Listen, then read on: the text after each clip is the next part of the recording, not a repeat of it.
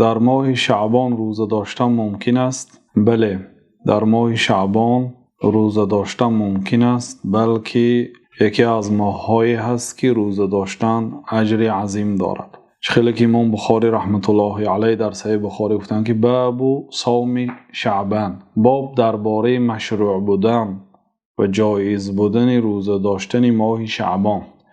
سپس حدیث حضرت عایشه رضی الله عنها را ذکر کردند که حضرت عایشه گفتند که ما رأیت رسول الله صلی الله علیه و سلم استکمل صیام شهر الا رمضان و ما رأیته اکثر صیاما منه فی شعبان. حضرت عایشه رضی الله عنها میگویند که ندیدم جناب رسول الله صلی الله علیه و سلم را که یگان ماه را پر روزه داشته باشند غیر ماه رمضان، یعنی یگان ماهی که پر 29 روز یا 30 روز روزه می داشتند این ماه مبارک رمضان بود. و ما رأیته اکثر صیاما منه فی شعبان، و در یگان ماه ندیدم که جناب رسول الله صلی الله علیه و سلم بسیار روزه داشته باشند مثل شعبان، یعنی اکثر شعبان را جناب رسول الله صلی الله علیه و سلم روزه می داشتند.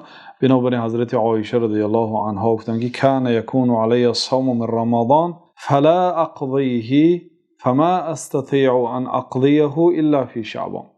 من از رمضان گذشته قرضدار بودم، یعنی قضایی داشتم، من نمیتوانستم اون قضایی را ادا کنم مگرم در شعبان. این حدیث دلالت میکند که کدام شخصی که در رمضان گذشته اگر از رمضان قرضدار باشد، عادت ماهانه داشته باشد، زنهایی که یا مسافرها یا بیمارهایی که به عذر روزه نداشتند میتوانند آن روزهایی که از رمضان گذشته قضا کرده بودند در ماه شعبان روزه دارند.